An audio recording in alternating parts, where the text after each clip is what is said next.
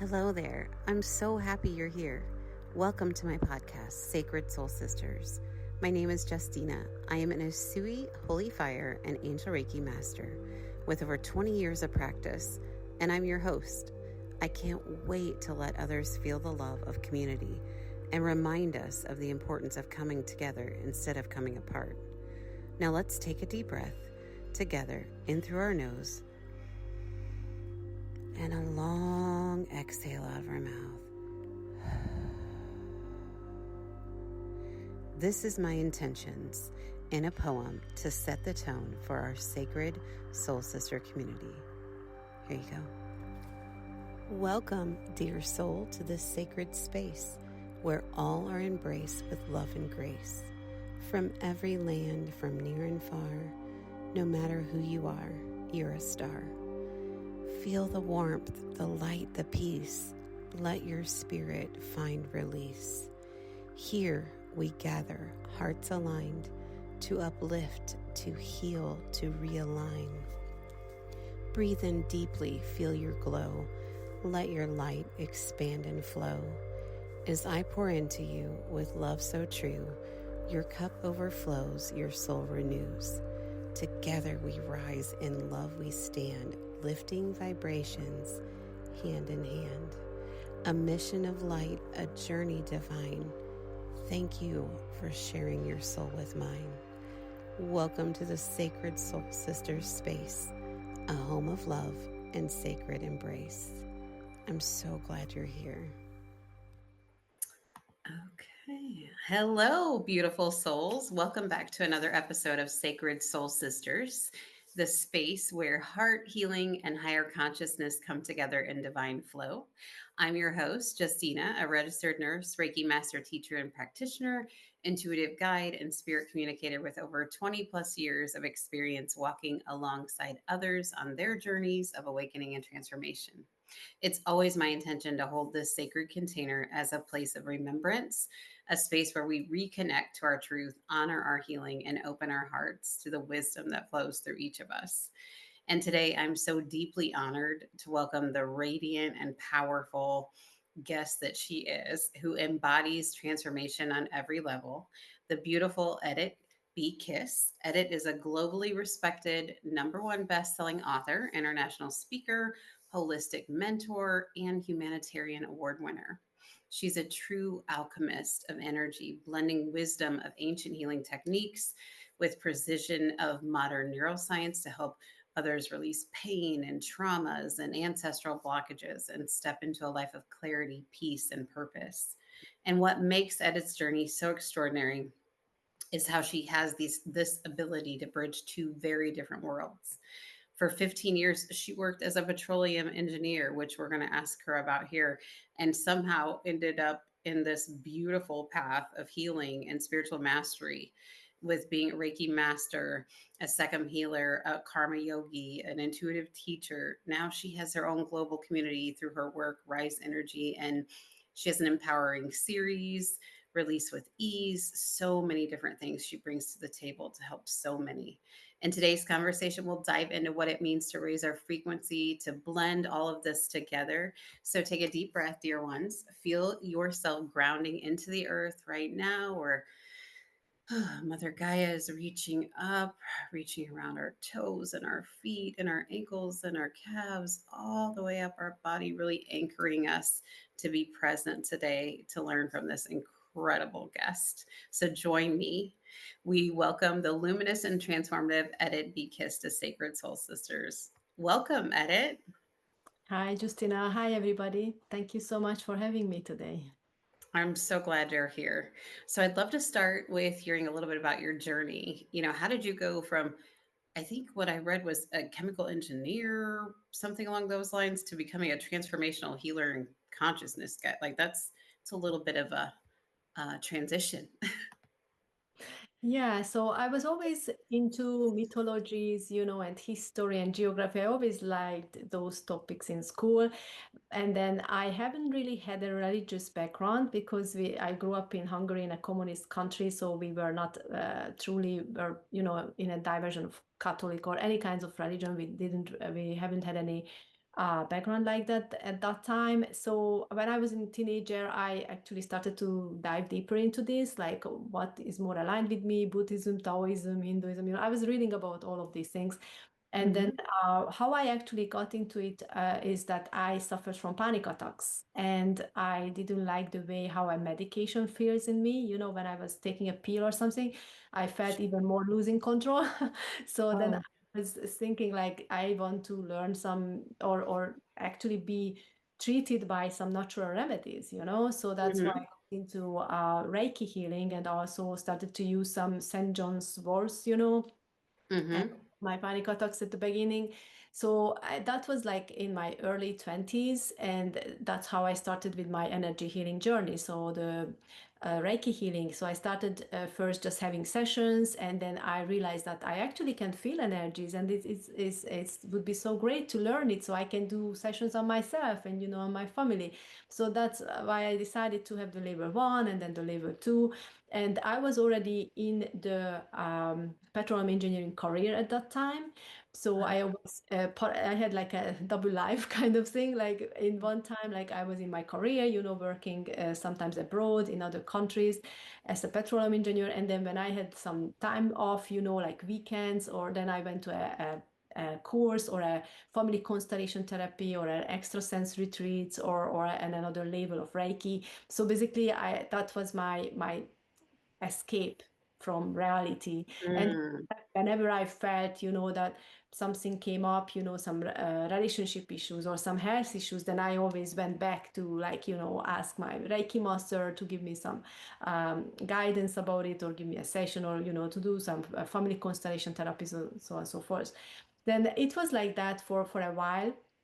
I was still, just suffering through life because I still had my panic attacks. I started to have become overweight because of the 9 to 5 job, and then I also had 2 children at the time. And so in these 16 years, that's what happened. And then Hmm. eventually, I decided to quit 9 to 5 because I wanted to spend more time with my children, and became a contractor. And then I was already a Reiki master at that time. So when I became a contractor, I had more time, and then I eventually got into karma yoga healing. Just accidentally, I was invited to this event, and I was flabbergasted by the teachings, by the meditation practices, the activating pineal gland, and the source memory healing the root of the causes, your issues, like in the unconscious mind. So I was started to learning about these things, and I was like, wow, this is amazing, and I started to use them on myself, and I was like, wow, this is really powerful. It's even more powerful than anything I ever tried. So that started to have me that feeling that I really want to show this to people. I really want to help people to heal through this. So there was like a year when I was already established my healing business, but I was still doing some engineering work. So that was like a year. And then eventually I shifted truly into just the healing. Do you feel like you miss any of the old job? Not really. It was so interesting because back then I was very introvert. So I enjoyed being hiding behind numbers, and just working Hmm. on reports. And then I didn't feel too confident, like when I had to speak on a presentation or things like that. And then suddenly, as I lost a lot of weight due to the Reiki Master Science, which I started to use on myself. I lost like 20 kilos. My confidence got better. And through the healing of source memory healing, also my speaking got better, and I became more extrovert. So that's actually changed the whole situation. Like I didn't want it to be only myself working on numbers or on spreadsheets, and so I wanted to be more interacting with people, having that human connections, and that's what lighted me up to show them finally some help, some guidance, like how they can actually feel better.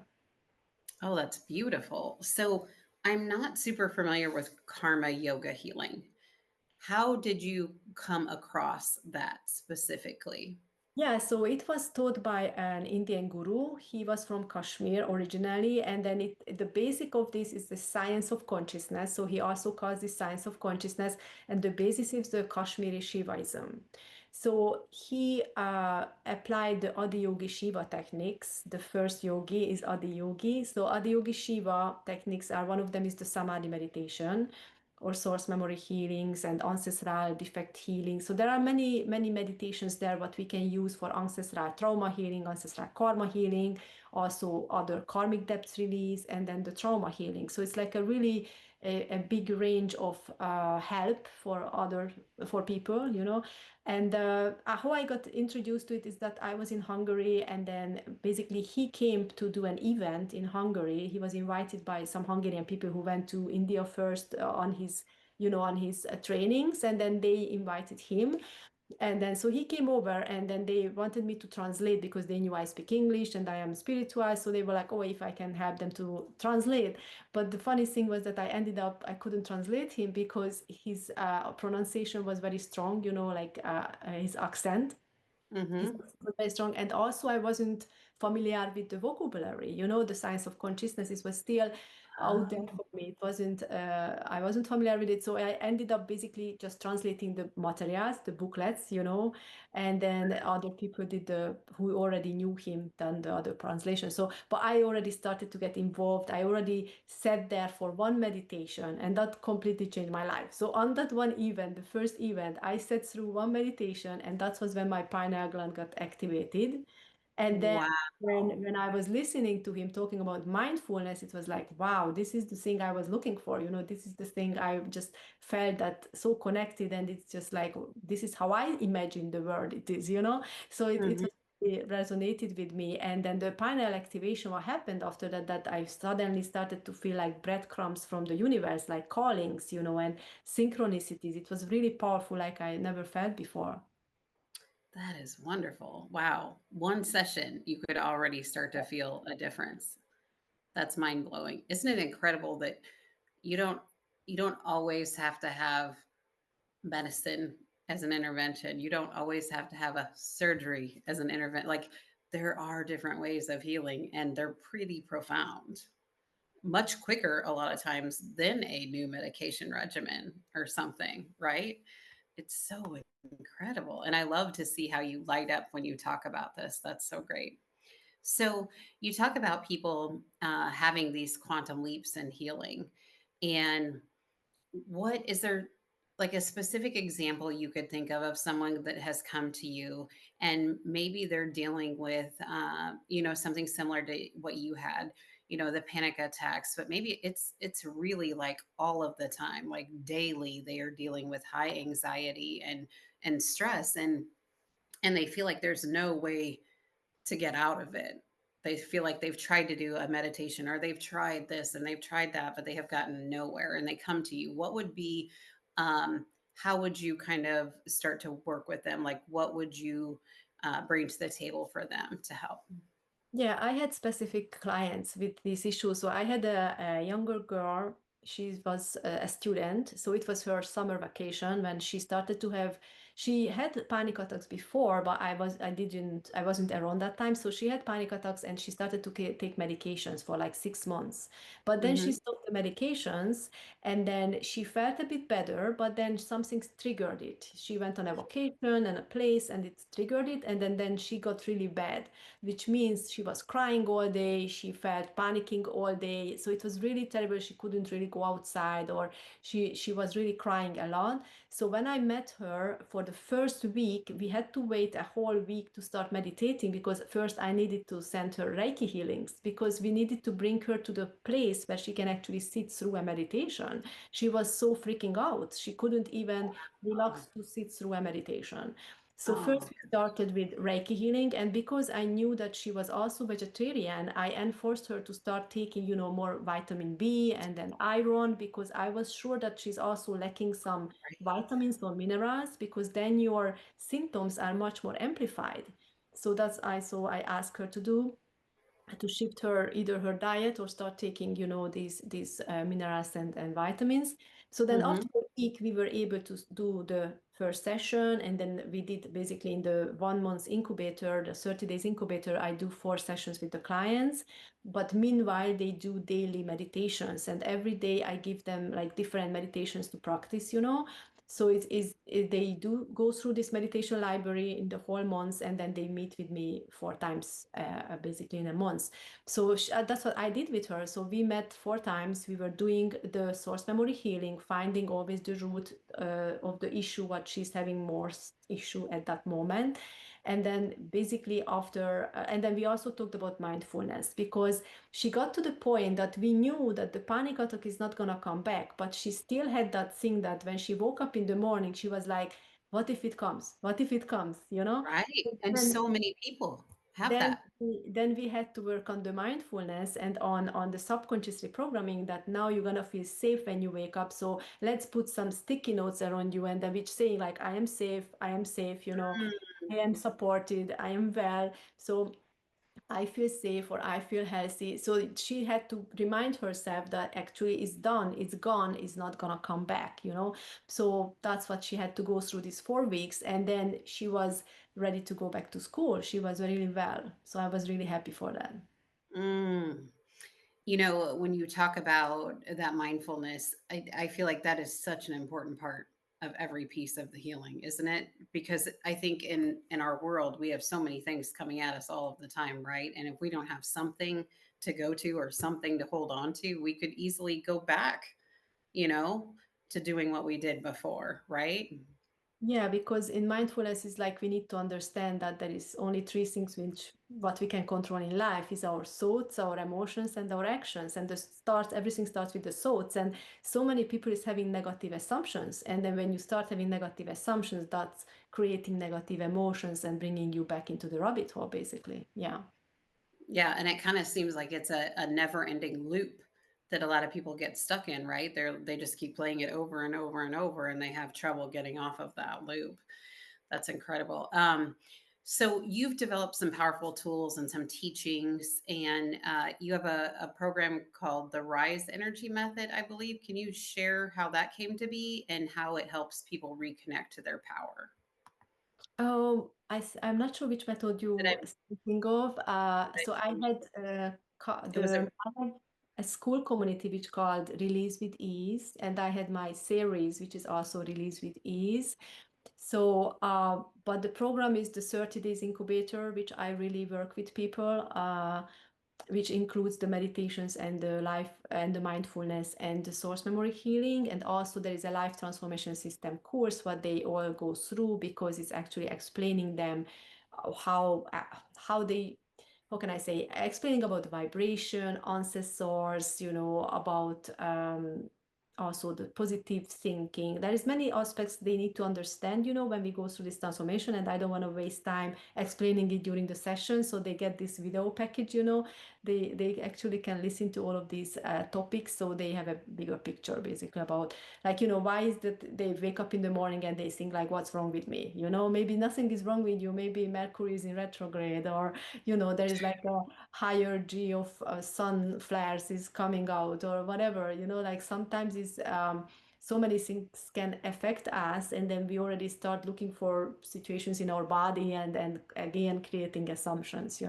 So it's really important to understand, first, having the information about your body, understanding your body, why is it reacting a certain way, because many times when you get panic attacks, you also panicking because you don't understand what's going on in your body, and then you get scared, like, oh my god, right. am I having a heart attack, am I having this, am I having that, and what if it's just a heartburn or some reflux? So so it's really the most important thing is to get some information about yourself, about your body, about even universe, the planets, the astrology and numerology. So if you understand more of these things, then you more understand that you are not always actually in control of your situation, of your circumstances. Sometimes it's good just you just resting, and you take some time off. You don't need to be always doing things and searching things and wanting things. Sometimes you just need to rest and relax, because that's the time when you're healing the best. And then sometimes it's just you can't do anything, and then the universe has to come in and do things. So it's like a co-creation how you live life. And when you can actually give up the control and just relax and be, that's really powerful also in your healing. Absolutely. I love the words release with ease. I think sometimes people really feel like it's going to take too much hard work to do this. It's going to be too difficult. I'm not going to be able to do it, and they kind of almost try to barricade themselves before they even get to the start line, right? So I think it's pretty incredible that release with ease is just, it's a very calming phrase.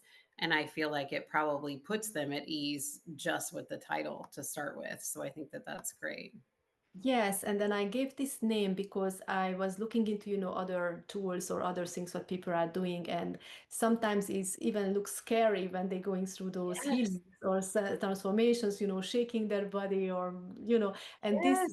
and then the source memory healing is such a gentle process. It's just you sitting in a meditative state, you communicating with me, you going into the memories, but truly it's just like watching a movie. You're not getting too much, struggle or pain in there. You still remember of the, the negative emotions to release them, but is just more like watching a movie. So it's, and sometimes, they crying a bit because, if you Mhm. watch a movie you cry Absolutely. sometimes. So it's Yes. that kind of way. So it's nothing struggling or nothing painful or nothing destructive, or it's very gentle process, but it's really really profound and really powerful, because how what is the results is this really mind-blowing, because we don't just use this source memory healing for physical illness or mental illness. We can use it for anything which is triggering you, even a relationship. Like I had clients who had issue, relationship with their teenagers. Sure. So like, what is Amen. triggering? Yeah, so what is triggering? They got triggered by the teenager's response or the way how they doing things. So then we were dealing with that current issue, and we went into memories, to release those memories. And then the other thing is, not all of the time, I don't need to know the memories. Many clients not sharing with me the memories. They say, Sure. okay, I am in the memory, and I'm just asking them to share how they feel.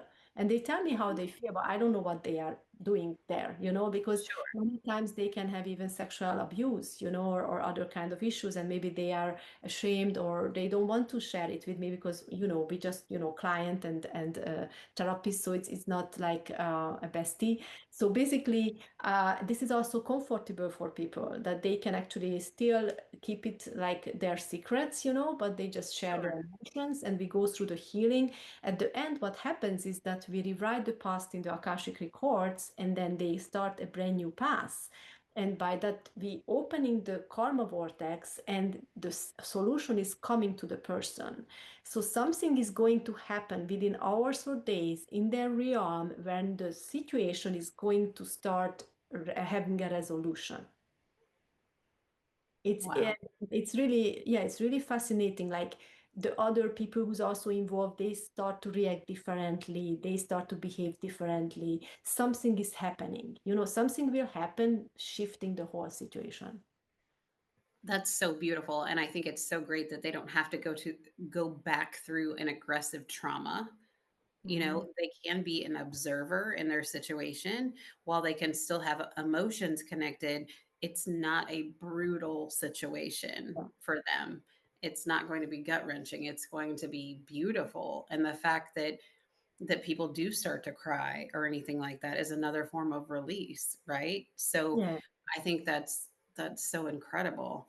I was trying to think what you just said about um they go back through with the, did you say the into the Akashic records, like, and go to the source of what happened? I think there's so many profound things in that, because I tell people all of the time that, you know, I think sometimes women especially get into a mode where, no, I don't really want to spend time like taking care of me. I have to take care of everyone else. And I want to do that. Like, I don't want to be selfish. I don't want to like have to go into my stuff and this and that. So, and I had that issue for a long time growing up. And I was like, no, no, no, let's just focus on everyone else and that kind of thing. But I had someone stop me once and say, you know what? If you absolutely have to find a way to bring others into this situation, please understand that when you invest in healing yourself, it has a ripple effect on those around you, those before you, and those after you. So truly, by healing yourself, you are providing a service to others. That Yes, doesn't have to be your focus, but you know what I mean? yeah, we are in one in the consciousness. So if we raise our own vibration, is raising the mass consciousness vibration as well. Yeah. Hello. I just wanted to drop in real quick and I wanted to reach out this invitation. If you and your friends feel called to gather for a spiritual retreat, say there is a venue near you, say there's one of your friends' homes that you'd like to host it in. Currently, only in the United States, I am doing this, but my goal is definitely to be able to broaden my horizons in the near future.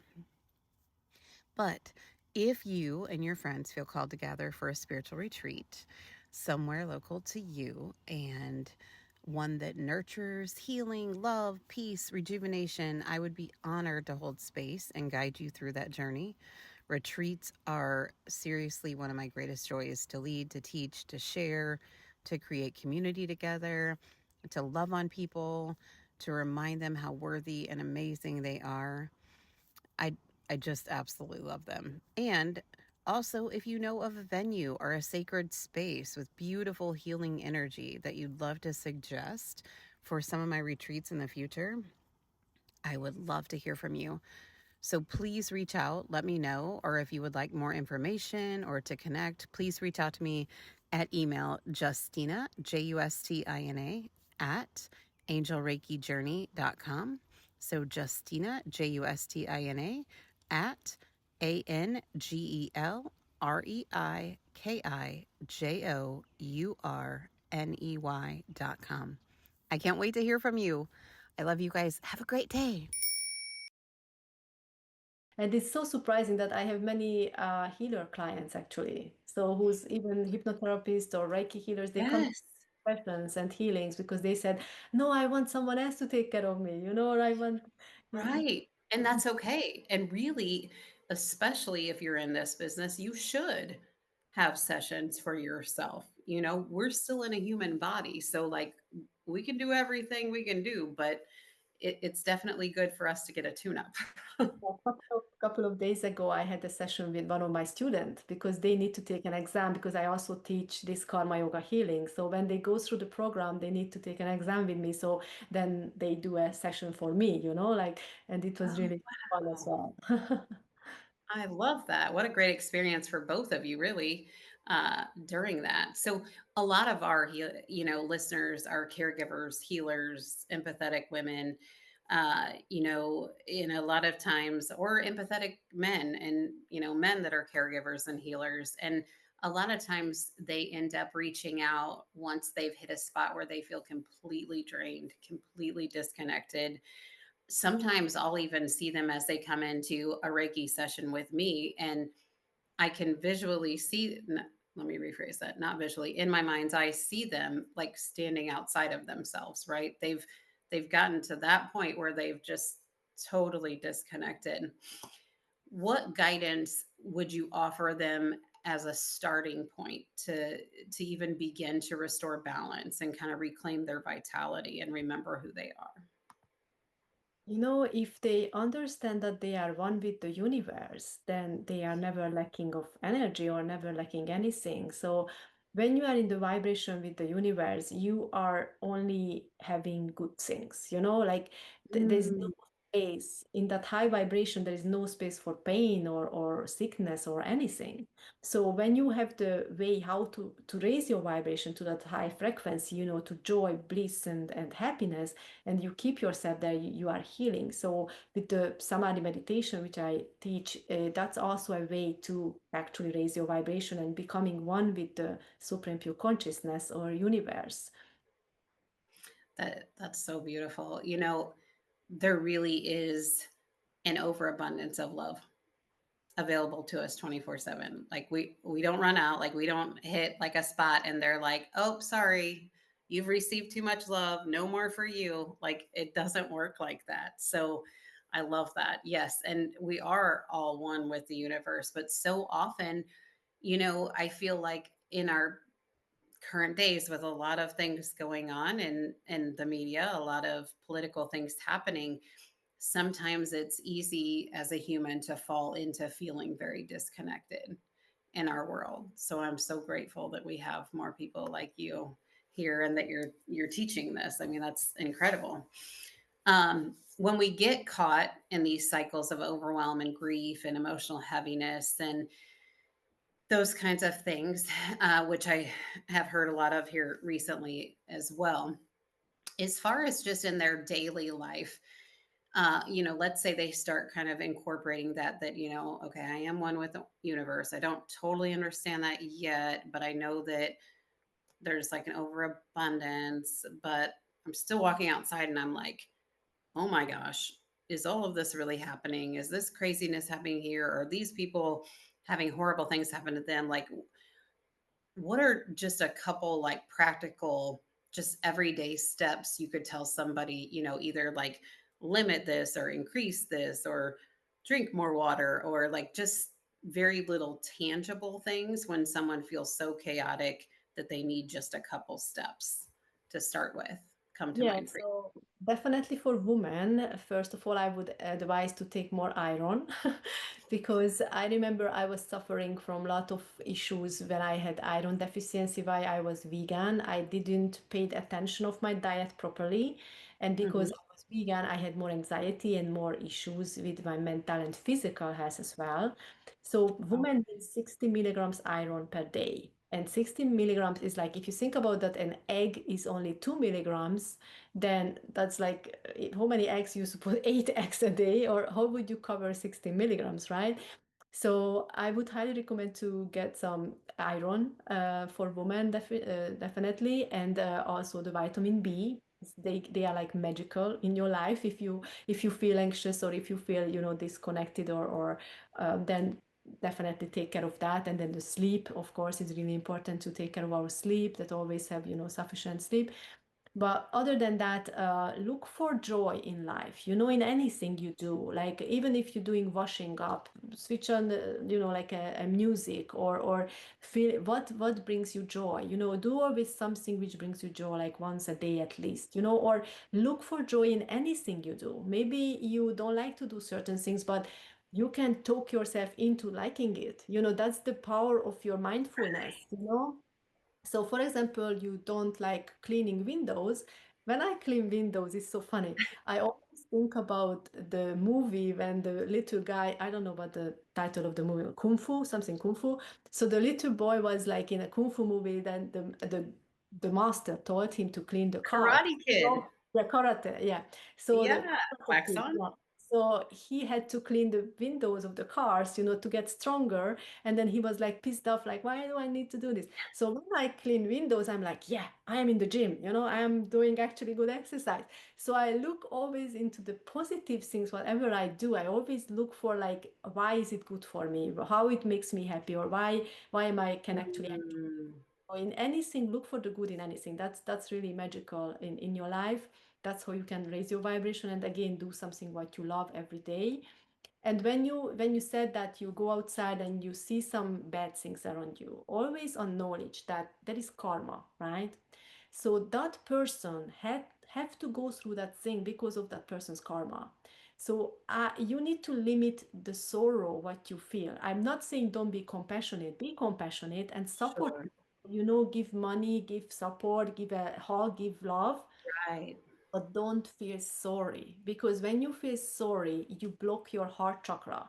You start creating illnesses around your heart chakra, which means breast cancer, heart disease, lung issues. You don't want that for yourself. So please don't feel sorry for people. Do what you can for them, but don't feel sorrow all day long when you're watching the news. That's why setting boundaries, don't watch news, because those people somehow got into that situation through their karma.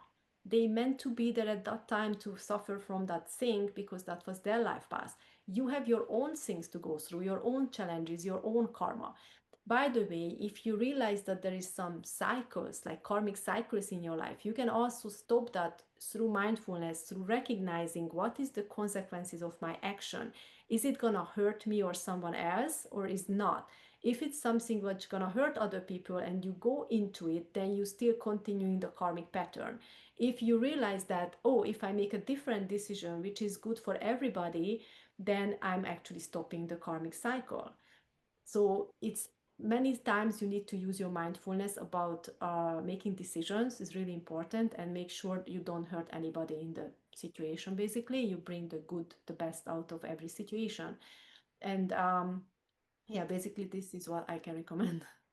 Yeah, I think that is very helpful. Of course, as far as disclaimer, always, be in contact with your doctor or provider before making any medical decisions or taking any supplements or anything like that. But uh there's so much truth in all of that. And I think that we often feel like, in a way, like us feeling sorrow for someone or feeling sorry for someone is a way of compassion. And while our intention may be with compassion, I think oftentimes we forget that sometimes we almost voluntarily take it on ourselves, right? And then we build the things that you talked about. Those things start to show up, and and then there's this period where so many people come through. I've had clients with breast cancer as well that have been like, "Oh my gosh, like I've been a great person. Like I've always done everything for everybody else, and I don't understand. Like, why am I being punished?" And really, there's so much in that statement, right? I did everything for everyone else. Mhm. You It's important to invest in yourself. It's okay to heal yourself. It's okay to have boundaries. It's okay to fill yourself with love. It's okay to participate in healing practices and be a client of Reiki or yoga or all kinds of things. It's okay, and really it's necessary in these times, right? To make sure that we spend some time returning that love to us, that we feel like we're so easily able to give to others. Well, you know what, like you're part of others too, right? So you're fully able and receiving of that love too. So I love that so much. um so what do you feel about this? Is something that comes up with me a lot with my clients that come in. So, I'll oftentimes find in a Reiki session that I'm doing that I'm kind of delving into something, and I'm feeling a lot of angst towards someone, a lot of resentment, a lot of things that we're trying to work through. And I call in the angels to help us a lot. I call in, spirits, ancestors, all those kinds of things to help them, pull that out. And I try to talk with my clients about forgiveness and how big that is, and how big that is for you, for the person that needs to do it, not for the person that you're forgiving. Like it's so big for you because it leaves a mark. And I just wanted to know your thoughts on that and maybe Yeah. the So situation. it, yeah, it's a pivotal part of the source memory healing. So after we release the negative emotions from the past memories, and then we replace it with positive emotions, we move into the situation when I'm asking them to forgive. But it's not just a one way forgiveness. Very often they need to forgive themselves as well, because they sometimes punish themselves or feel guilt or shame about to put themselves into that situation. Like, how stupid could Sure. I was to allow that to happen to me, you know? So there's Mm-hmm. always double forgiveness. So, like for yourself and for others. I even had clients who had to forgive to the universe because they were suffering from certain illnesses in this lifetime. And it Mm-hmm. turned out that they were not happy to be in this life. You know, they were like, I just don't like to be here. Why I need to go through this? Why I'm suffering from so much pain and so much illness? And then Mm-hmm. when we went back in the memories, those memories was actually before this lifetime when they were pushed to come down. So they didn't wanted to come to this life. They read their contract, you know, they were there at the door, you need to go. They were like, no, anyway. So they had to come down. And we were like, they had to forgive to the universe or whoever, was in that controlling situation to push them down to this life. So that's the third kind of forgiveness. But forgiveness is really important because if you don't forgive, we can't move on. So that's like the one of the final steps in source memory healing before we Okay. actually getting also a download from Supreme Pure Consciousness as a lesson. So like some sentences or words. But forgiveness is really crucial. We can't actually close it, the healing, if it's not happening, the forgiveness. So how I actually uh, how can I say this? How I actually mm, go into the, so sometimes, when, let's say, they were abused by their father, let's say, Sure. violent Hmm. abused by the father, and they were like, how can I even that forgive? Like, how can I forgive to my Right. father, not to me? So I always tell them that only 5% of the time you use your conscious mind. Rest of the time, 45% of the time, you use your subconscious mind, and another 50% of the time, you are controlled by the superconscious mind. What does it mean? Okay. Repeat that one more time because I think a lot of times people think that, I'm using all of my brain. Like, I don't know what's happening. I'm using all my body, all my soul. Like, I'm putting everything into it and I'm not getting anywhere. So, one more time. Sorry. Okay, so only 5% of the time you use your conscious mind. It's happening when you focusing on something or you do something for the first time or you take an exam. So why Sure. is that? Why is only 5%? Because it's draining your energy. You probably see that if you do a course or an exam, you are so tired after that, right? You're drained. And so your brain consuming lots of energy when in your conscious mind. So your body, to save energy, actually put you into autopilot, into subconscious most of the time, so then you can save energy. So for example, when you know how to go to a place, you without thinking you can go there. Or how to washing up, how to wash your teeth, how to have a shower, how to do Hmm. these things. You don't have your conscious mind always there focusing on every second because you know Sure. how to do. So you are Hmm. in the subconscious at that time. So then what is the superconscious is basically what the universe wants you to do.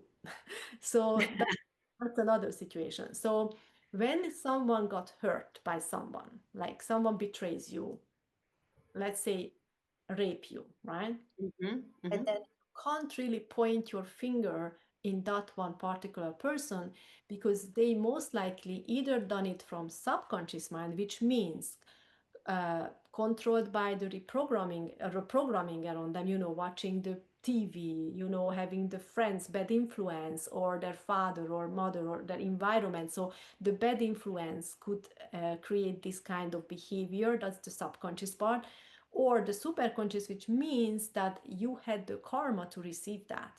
You might did the same thing to the person in past life, and now it was their turn to rape you because you raped them past life, right? You Hmm. don't know. So what I'm saying is that because it's so unclear why is it happened or how it happened, but most likely that person wasn't in their conscious mind when they did it. They were maybe even under alcohol or under influence of other drugs. Sure.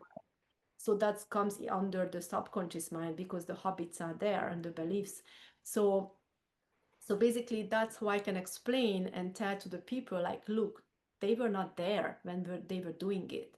And then we are just little particles in the big equation, in the big universe. And as we are one in consciousness, we are Mm. like puppets. We are all, like controlled by the mass consciousness, basically. So you can't really point your finger on one person when something happens to you, and that's why I explain. And then they take it well and they are able to forgive even if they were rejecting forgiveness before this.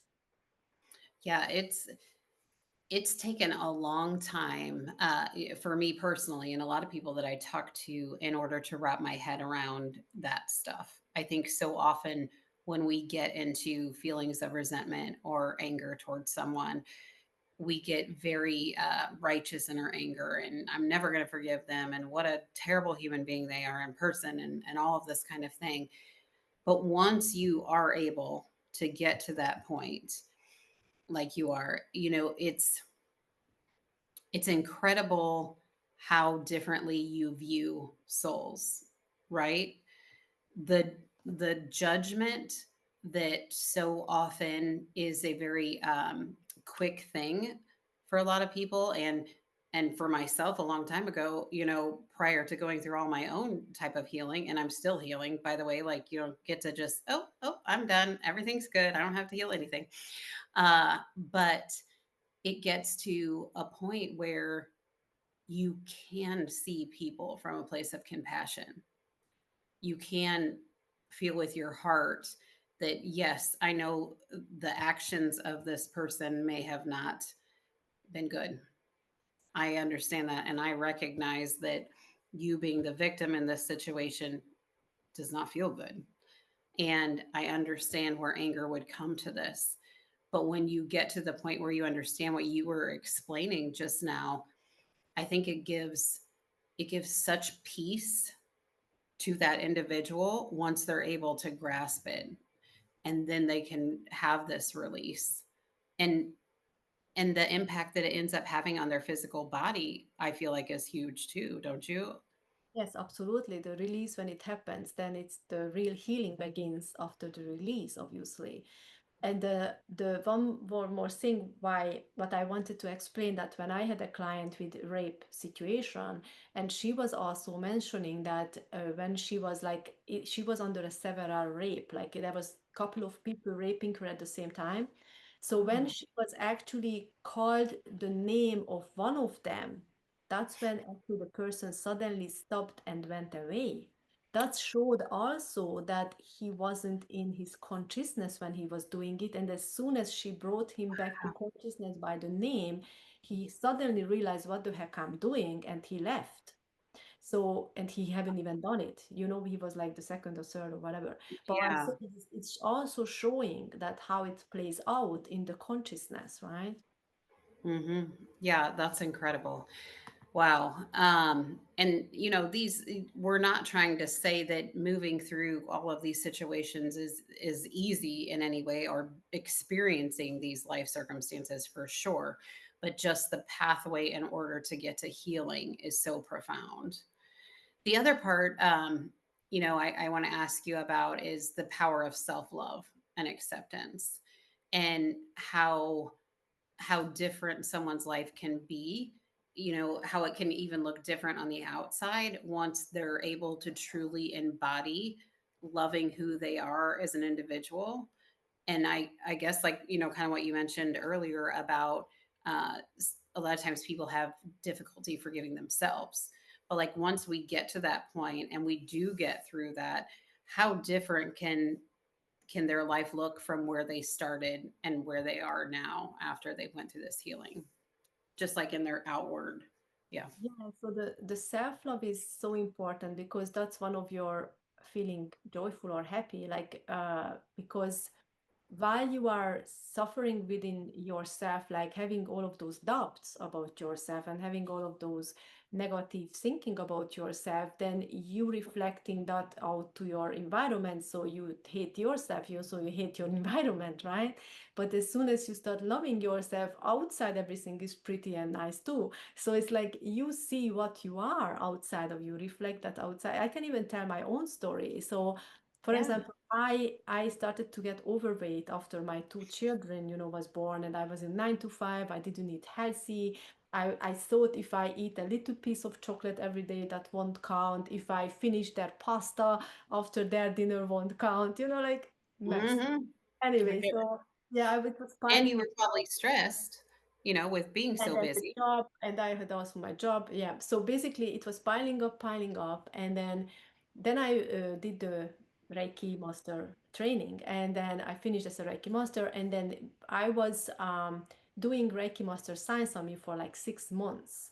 And I was still not happy with my body because I was like, I wanted to lose weight. I started to go jogging. I started to like eating more, veggies and salads and paying more attention what I eat, but there was nothing drastic. I was just like, if I jog every morning, that's gonna be helping. So then Right. after like 3 4 months, I lost like 2 kilos. Basically, I was like, oh, And you you were know. like, what? Yeah, and then that was the point when I was like nearly saying like I'm just giving it up. I don't care anymore. I'm 42, I'm married, I have 2 kids. I don't care if I'm overweight. I don't care. And that was the point, like within a week, something happened. I was still doing the, the Reikis, and then I was Right. still visualizing myself in my tiny bikini being slim, you know? So that was my visual every morning when I woke up. So what happened Yes. overnight, like one day I woke up and I felt really weird. I felt like getting away from my body, or like felt like fainting, or it was really interesting feeling. And I was freaking out a bit. And it turned out that suddenly I couldn't eat certain food groups. So I went to the kitchen and then I felt, I can't eat white flour, I can't eat processed sugar, I can't eat dairy products. It was like clear. And then in the afternoon, my husband appeared with a bottle of wine and put it on the counter. And I looked at it and I was like, shit, this is on the list. I was mad. I just had that, oh my God, I can't drink alcohol either. It was like a big switch in my brain. I don't know how it happened, with the Reiki, I raised my vibration probably to the frequency that my body rejected these kind of things. And because of that sudden change, I started to eat without this food. Obviously, I started to Mhm, eat mhm. healthy, and I started to lose 2, 3 kilos every month. And then in like 10 months, I lost 20 kilos. So I went from size L to size S. And then I was the happiest ever. I couldn't love myself and I was overweight. I couldn't. There are Sure. people out there who love themselves. I just can't. I always, went to buy a new clothes. I went to the changing room and I was like, oh, everything looks terrible on me. It's like I was like hating going, buying clothes. And then Mhm, after this transformation, I was so happy that I usually hate winter and autumn. It's cold, it's chilly, it's ugly. That mhm. in winter and that autumn was the most beautiful in my whole life. I was like, Oh my goodness. nice. There's a leaves are green or brown or whatever. I didn't care. Right. I didn't Wow. care that the winter was coming because I was so happy with myself that the outside things were beautiful too at the same time. That's a big light bulb moment for me because I'm kind of reflecting. Spirit just kind of showed me a timeline through my life as well of something somewhat similar. And I know when I'm in flow and when I'm staying on top of doing my meditations and things like that, because I can't tolerate meat like hardly ever during that time. Sometimes I can get a little bit of like really, really, really organic turkey in, but like other meat, I just can't do it. Like I'm almost queasy just even like thinking of it right now. And however, when I've gotten myself, mind directed, right? And totally off into left field and trying to go back to a rabbit wheel of being in anxiety or stress or all that kind of thing. I don't have any problem grabbing cupcakes and, you know, chips and all kinds of things like that. So it's really interesting hearing you talk about that. I love your It, story. the funny thing is never came back. So I got so big Oh, that's in my brain. beautiful. It's like no effort. Like I'm so grateful for the God, like that I got this switch in my head because it's just not coming back. It's like I can look at a donut and then I feel it's a sponge, like it's not for me to eat. Looking at these food groups, like and now it's like even I shifted even more because like a half year later, when I did the karma, like a year later when I did the karma yoga healing as well, I even shifted to become vegan and gluten free. But the vegan part was just with me for 3 years because then I had the iron deficiency, so I decided to eat meat again. But I'm Sure. still gluten free, and then I'm still happy about that. So basically, when I even did the Shekhem healing course, that was after the Karma Yoga healing and after coming back from a Shiva retreat from India. So when I was doing the Shekhem, I was like 3 months raw diet. I couldn't even eat food, like cooked food, like literally. You're kidding. Yeah, Wow. it was did the Shechem. I was attuned to Shechem 1 and 2 within like 2 weekends. And then it was like my vibration was so raised high that I just couldn't bear eating cooked food for like 3 months. But then I went to visit a friend whose kitchen smelled so amazing that I was like, yeah, this is the day I'm gonna start eating cooked meal again. I love that so much. Oh my goodness. That's perfect. So, you know, what kind of things in your own spiritual life? So, now you have your own business, right? And you keep busy with taking care of clients, and I assume you still have children. You still have a family to do things with, and you still have to function in everyday life. What are some practices that you still make sure to incorporate in your daily life to kind of help you stay on track? Sleep is one of the most Sleep. important. So if I don't sleep enough, I make sure that I take a nap, or so it's always has to Great. be done well. So sleep is really important. And then, of course, my breakfast is like a ritual. So my breakfast includes chia seeds, flax seeds, spirulina, all this power, how can I say, superfoods basically in my granola. And there's a gluten-free granola and then plant-based milk. And so I do that for my breakfast, besides, taking my vitamin or whatever and my iron. So I make sure that already at the breakfast time at the morning, I put all the necessary nutrients and minerals into my body. So it's really important for me besides my sleep. And yeah, and there are some days it's interesting because some people believe that I meditate every day. I have to tell you, no, I don't meditate every Right. day. There are some days when I'm just so excited. I'm going after my things, I'm doing this, doing that. I'm just happy. Yes. And then there are some days when I'm meditating 5 times a day, because I feel like that, or maybe that's how Mhm. the energies are calling me, or that's the, like the growth and thrive, growth and thrive. So, and then that's okay because everything is changing continuously, and nothing is constant, everything is temporary in life. So I ride those waves, and then I enjoy to do that because I freaking out from like, if there is no variation. I love variation. I love changes. So that's how I live my life. So basically, my breakfast is constant and my sleep is constant, but my practice is changing all the time. There are certain Yes.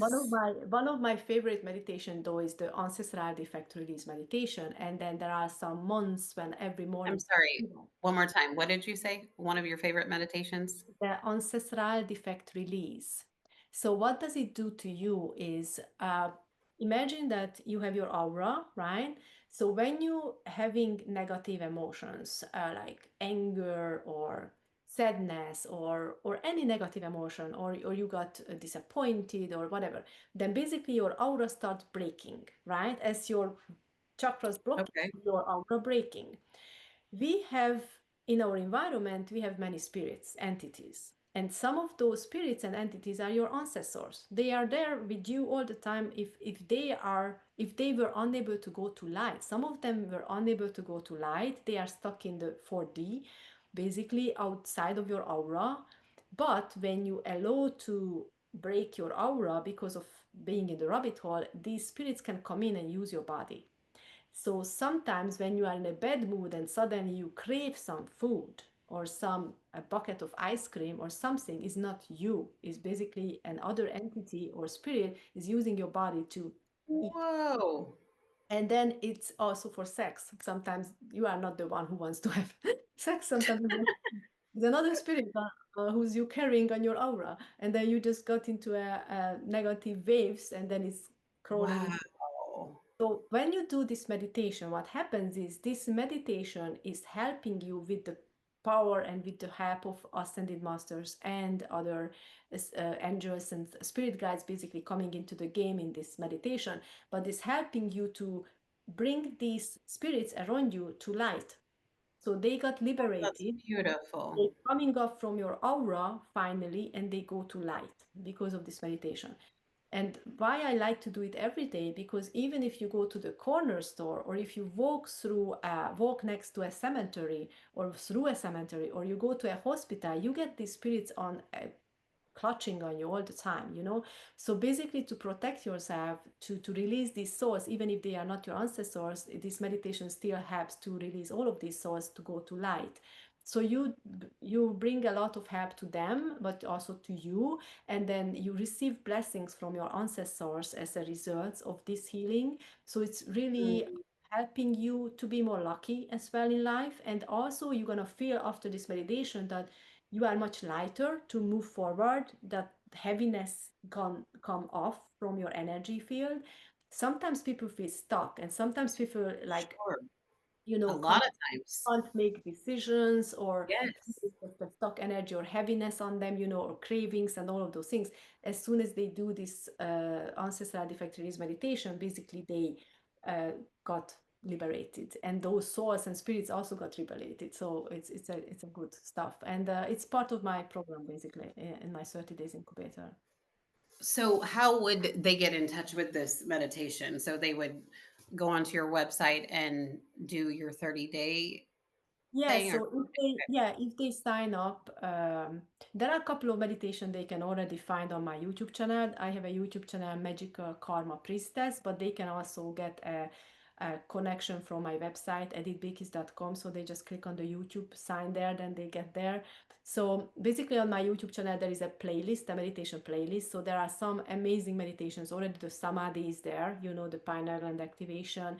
There is Mhm. a pyramid manifestation meditation there. There is a meeting with spirit guides meditation. So there are already some powerful stuff over there. But if they want to do like real work, like with ancestral healing, ancestral karma healing, their own karma healing, and doing source memory healing, for your PTSD or your traumatic experiences, that's Sure. the 30 days incubator basically. And they can book a call with me, through my website, and then basically learn more about this, how it works.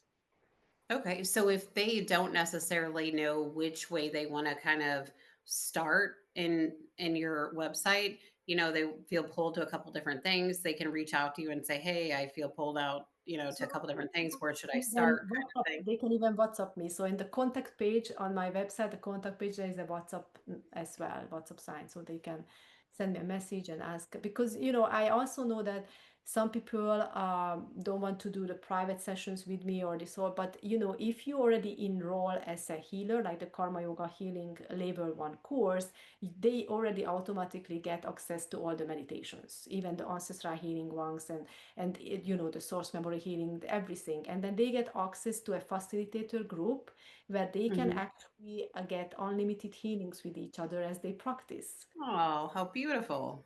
Yeah, it's a really amazing community, and yeah. So That's it's great. I do have a couple more questions for you before we let you go, but uh, I'm so grateful that you're here. My whole body's kind of like vibrating, and I'm just like super excited.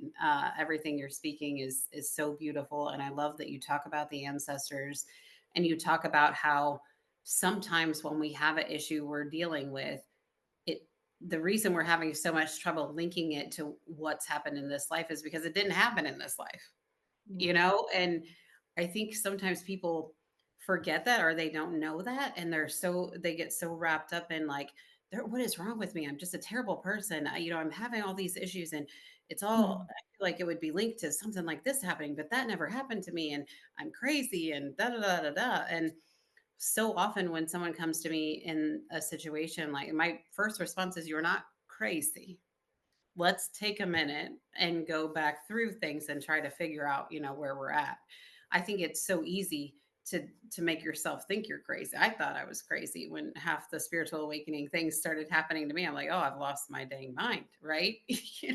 Did you ever have a moment like that where you were like, "What?" Yeah, yeah. Like even I already had the tools, like I already went through the karma yoga healing and the practices like level 1, level 2, and I still, because in that time the courses were like a weekend thing, like for 3 days Mhm. we were together, we were practicing, and then goodbye, So then Right.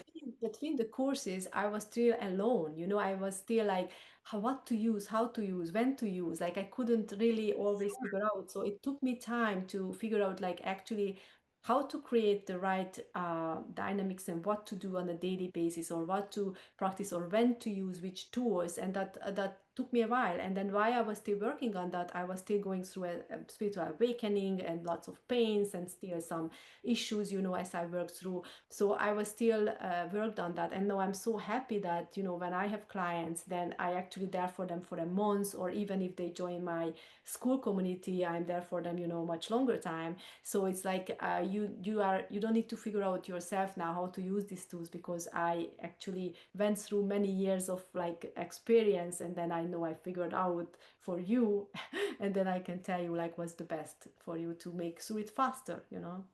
Right. So along your journey, you had moments where you were like, "What is going on?" Or, Yes, feeling, absolutely. okay. Yeah, absolutely. Especially when I had my panic attacks, and then I called upon angels. I was when I had like the iron deficiency, and then I was like Mhm. really sick, like with flu or something. When you have iron deficiency, all of these infections, they got more amplified. You are more weak, basically. So Exhausted, call right? upon I was call upon the angels to help me, like at least help me to get up to go to the bathroom or to do what Oh, or whatever. I was just like a sure. like a rock. And then they send me a specific meditation, a healing through like the elements. So I was actually doing elemental healing as they were like sending me like, okay, now the waves coming you, the water, now you connect to the earth, and then the air, and then the light, and then they even sent me a fireball, and then all of these things was happening because I was in a very bad situation. So sometimes you channel the best things, and then you receive so many amazing solutions while you are actually suffering. And we probably That's healers, we know to go through the suffering to receive these amazing blessings. And this meditation is also on my YouTube channel, the elemental meditation, and it's part mhm. of my elemental light healer course, because I also did an energy healing course. That's beautiful. So beautiful. And I'm sure that brings incredible comfort to everybody that comes to you, knowing that, a lot of these things that they're experiencing now are things that you have experienced, you Yeah. know, and you understand what it feels like to go through them and what it feels like to be scared sometimes. Like, I don't know if I know how to do this, or I don't know if I can get through this, or those kinds of things. I wanted to ask you, what does it mean living in alignment? What does that mean to you? Living alignment is means like there is no worry, there is no fear, because you trust the universe, and you trust the process, and you trust yourself, and you trust others. So I think living in alignment is the trust is really important. And that's what many people lose on the way, like when you betrayed for the first time, or when you have a failure, or when something feels very bad. Like, for example, when you lose someone, you stop trusting the divine, right? Why you took away from this person, why this person died, or like you got mad with the divine, you don't believe in God anymore. And then when you make a failure, you make a mistake, then you don't trust yourself. Like, oh my God, I did this stupid thing. How can I actually trust my decision next time? Yeah. And then you don't trust the other person who betrayed you. So you are start to close in, and then you don't have actually nothing to trust anymore. Then you freaking out because you're losing control, and then you're losing yourself, and then you just became very isolated from everybody, because then you are don't want to trust anyone. So when you can break through this barrier, and then you can start trusting yourself again and say, yeah, I can do this, I'm great at this, I can learn it, or I can create this. Then that's one gives you the willpower, your solar plexus starts lighting up. And then when you start trusting other people, basically you're opening your heart chakra again, and then you invite them again in your circle, and then you believe that yes, these people were actually came to me to support me, to love me, or to help me out. So connections and collaborations is really important. And then the third, trust, is really important with the divine, because without that you can't co-create. And then we are, as I said, we are puppets, they doing the work, we just literally. Okay, so basically we need to be peace with that we have a blueprint. We came here with a blueprint, with a contract, so they know what we're going through. Your higher self knows what you're going through. But I mean, if you follow with them, you are with them, you connect with your higher self and with the divine, it's much easier, and then you can be sure that if you are in a higher vibration, then basically you're always going to attract positive things into your life. You're never going to be left behind. You just need to trust, and then you need to, and not too afraid even to sometimes just be and not doing, and the other thing, like Yes. I manifested the best thing in my life when I was doing nothing. Literally, I took myself out of life for a couple of months. And Wow. because I don't know, one was when I quit my job, the 9 to 5, and then Sure. we literally moved to New Zealand because we thought we're gonna relocate, but we didn't, because we didn't get enough points. But we started the immigration process. But basically, for 6 months, we were doing nothing. We were just enjoying life, trying to get some interviews. But that was it. Like, we took ourselves out of our reality, out to somewhere. We lost all our money that time. We literally spent all our savings, but we had the best time ever. And then when we came back, we were actually making even more money and became even luckier and even having a better situation than before we left. Many people is afraid to start over or afraid to leave and then afraid to come back. Yes. Because like, oh, what if I come back and what they gonna tell that I'm a failure? No, my husband was in a different frequency than me though, because he was more disappointed and more sad about that we couldn't stay in New Zealand, so Or he was mentally more drained or negative about that. I was able to even overcome this faster because obviously because the spiritual connection, and I was like, yeah, this is meant to be. We had to come back, so I acknowledged the process. But for him it was much more heavier to digest basically. But if you trust the divine, you know that everything happens for a reason. Everything happens for a reason. If you didn't get something, that's maybe a protection for you. If you got something, that's what you're supposed to get. So it's like, right. I feel like there's an element of surrender that goes with that trust as well. I think sometimes when I first started out with this, I was like, okay, okay, okay. I think I've got the trust thing down. I think it's, but I want to do it this way. And I laugh now, even thinking that I thought that because the thing is that you don't always run the show. While you can create and you are a great manifester and you can have abundance and all of that, the how you get there isn't always what you decide, right? So I feel like there is an element of surrender that goes with that. Would you agree? absolutely. I realized when I was manifesting and the things which is taken away from me fast, it means like, okay, you had enough fun now, but this is not for you. So this is kind of like that. Like, okay, you can do the same, but this is not for you. So we just let you to have some fun with it, but this is not what we want for you. So we're taking it away. So now you do your stuff again. So it happened so many times that I was like specifically manifesting something. It came into my life, but it was just like took it away so fast as it was coming. And then it was just like, okay, I had my time, my moments, but it didn't stay longer because it was just suddenly gone. Yeah. And Yeah, it it's wasn't my control, obviously, nothing about that. yes, yes. That's it's hard to let go of that control sometimes. I feel like sometimes we want to grip it as hard as we can, but really when we release it and we surrender, sometimes we have things that come to us that are so much bigger than we could have even imagined, right? I Yeah. mean, it's incredible. I have goosebumps saying Yeah, that. it's kind of like we need to understand that whenever you let go something, and then there's always the next label, like you just going up, up, up. If you believe in that, obviously you have to believe that you elevate, and then Sure. manifestation happening in sequences. So you going always to the next, the better thing, and then you just need to be patient and surrender basically while you're doing your job work as well. Of course, you're taking your daily actions, you connecting with people, you collaborating, you doing your stuff, but then for the bigger picture, for the bigger manifestations, you surrender to that. Absolutely. Absolutely. So, as far as our listeners, if they want to get in touch with you, as far as your social media handles and all of that, they can go directly to editbkiss.com and all of your social media, handles are there. Is that correct? Yes, yes, for the YouTube and Instagram and yeah, all of that. Yeah. Okay. And any offerings or anything that you have going on will be available there as well. Are there any events coming up or any classes getting ready to start or anything that you would like to Uh, I mention? just I just published my book, so I highly recommend everybody to grab a copy of my book. It's called The Gap Filler Success. So the gap filler success is simple steps to reach your goals. And then I wrote this book like two parts. Like the part one is more a strategic way of getting your goals, what Mhm. kind of actions to take, what to be careful about, how to present yourself, so that kind of thing, because that's how I reached my goals before I became truly spiritual. So that is that Okay. part. Then the second part of the book is more the spiritual part, when I was already started to have spiritual practices, law of attraction, manifestation, releases, healing, because you need to heal and subconscious reprogram, all of those things.